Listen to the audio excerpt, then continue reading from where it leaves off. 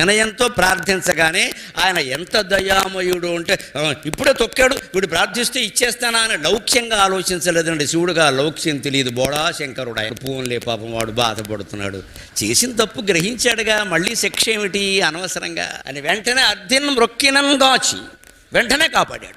మామూలుగా కాపాడటం కాదు, ప్రాక్తన శౌర్యాధికు చేసి ఇదివరకు వాడికి ఎంత శౌర్యం బలం ఉందో అంతా ఇచ్చేసి, ఏమీ శాపం పెట్టడం కానీ కోపడడం కానీ నా కొండ పైకెత్తావు కాబట్టి నీ గుండె బండలైపోతుంది అనడం ఏమీ అనలేదు. ఈ శాపనార్థాలు పెట్టడం వీరేశ్వర స్వామికి తెలియదు, అసలు కరుణించడం ఒక్కటే తెలుసు ఆయన. ఏదో గర్వించాడు, ఓ దెబ్బ కొట్టాం అయిపోయింది, ఇంక దాని గురించి ఎందుకు, ఇంక మనమేనా లోకంలో అలాగే ఉండాలి. బంధువులతో మిత్రులతో రకరకాల వ్యక్తులతో వ్యాపారంలో భాగస్వాములతో కొన్ని తేడాలు వస్తాయి సహజంగా. ఆ తప్పు వాళ్ళు ఒప్పుకుని అన్న ఏమనుకోకు ఏదో తెలియక చేశానంటే వదిలేయాలి ఇంకా విషయం. ఇంకా మళ్ళీ మన పిల్లలకి చెప్పి వాళ్ళ పిల్లలకి వాళ్ళు చెప్పి తరతరాల ఫ్యాక్షనిజం నడిపించాల్సిన అవసరం లేదండి. సమాజం బాగుండాలంటే మనం అది పాటించాలి.